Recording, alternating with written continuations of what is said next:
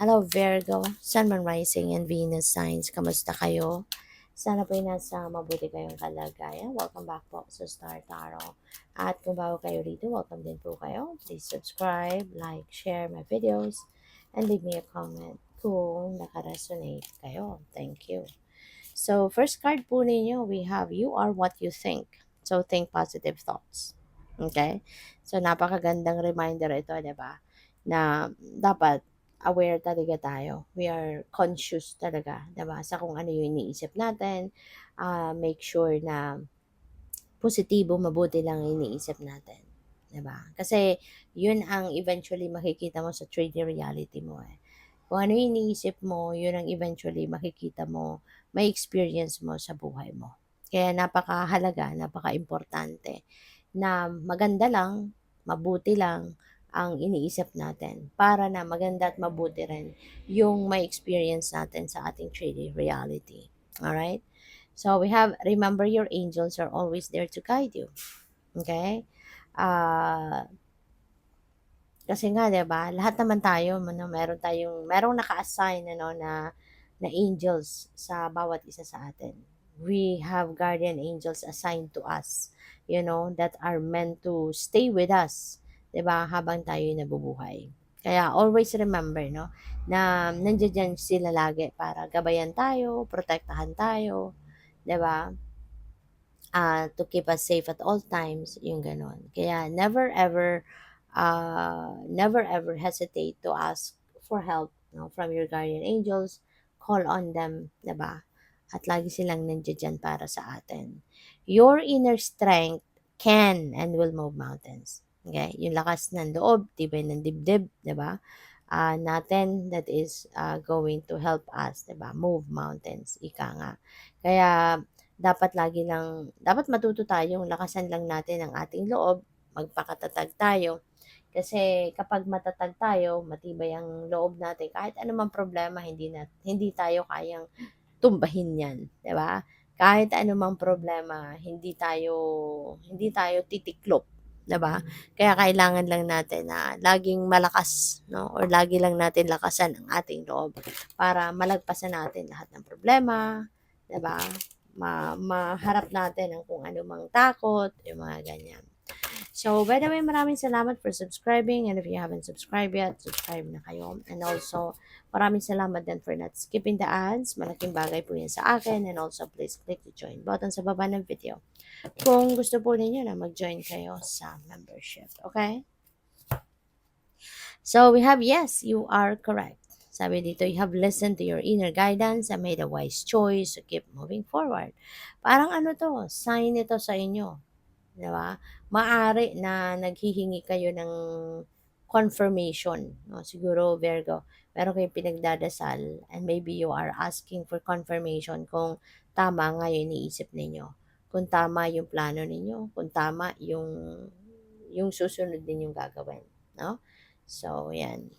That is the answer para sa'yo. Make a decision. Are you choosing to prioritize yourself or another in the situation? Accept divine guidance pointing you toward your own joy. You deserve it.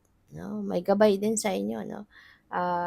You are being led towards the right decision dito na siyang magdadala sa iyo ng kasiyahan, ng joy, 'di ba? So pakinggan mo lang ito kung ano man yung bulong na 'to ng universe para sa iyo. Okay? So kasi maaaring ito yung desisyon na 'to, yung kailangan mong gawin sa ngayon, 'di ba? Maaaring yung desisyon na 'to ang maaaring inihihingi mo ngayon ng sign, 'di ba? Ng confirmation. So what else? We have trust in divine purpose. This experience has divine meaning. Lahat naman, 'di ba? Lahat may ibig sabihin. Healing will come. Know that you are on a path of growth. Okay? So, yun. Ang maganda rito kasi kung kunyari, meron kang sitwasyon na medyo mahirap, medyo difficult, 'di ba, na sitwasyon. So, huwag kang mag-alala kasi very soon, no, healing will come.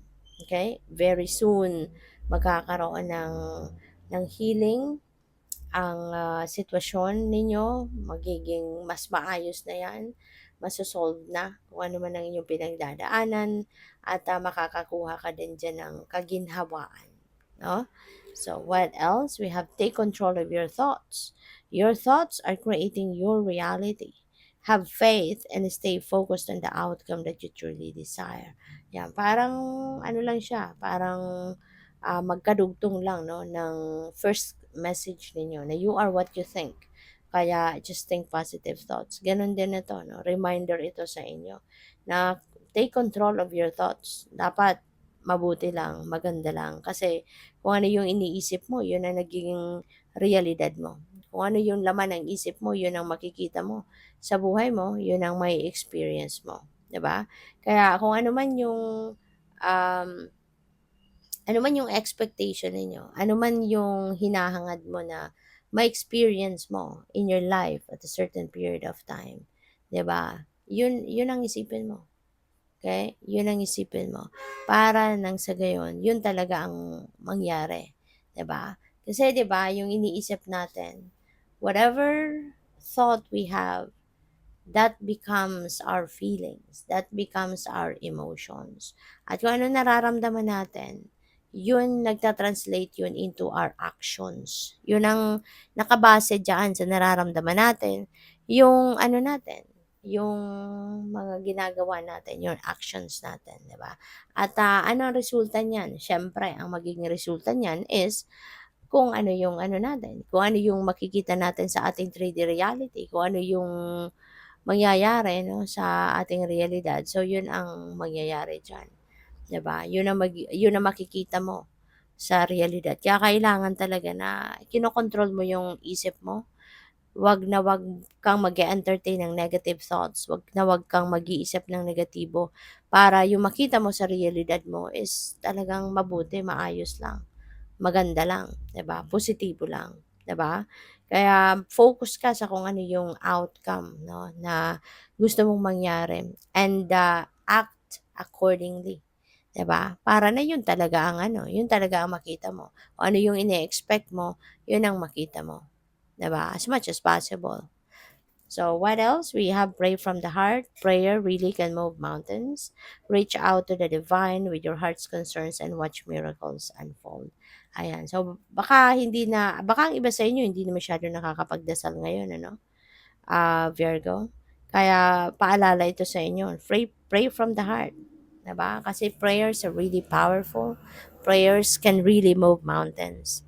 Okay? So, kung ano man ang mga concerns mo sa buhay, ipagdasal mo yan, iaalay mo yan sa universe. 'Di ba? At kung naniniwala ka sa miracles, miracles will do unfold. 'Di ba? Meron tayong minsan may mga sitwasyon tayo na iniisip natin na napaka-imposible. 'Di ba? Napaka-imposibleng masolusyonan, napaka-imposibleng gawin, 'di ba? Pero kapag ipinagdasal mo 'yan sa universe, inalay mo 'yan sa divine, lahat ng 'yan, one day makikita mo, 'di ba? Na kung ano man yung iniisip mong imposible, the universe will make it possible for you, 'di ba? Kaya 'wag mong maliitin, Don't underestimate yung kakayanan ng divine universe to turn whatever impossible to become possible. Okay? Kaya maaaring merong mga miracles na mag unfold sa buhay mo in the next few days. Okay? Good luck sa'yo. Thank you for watching. Love and light. Namaste.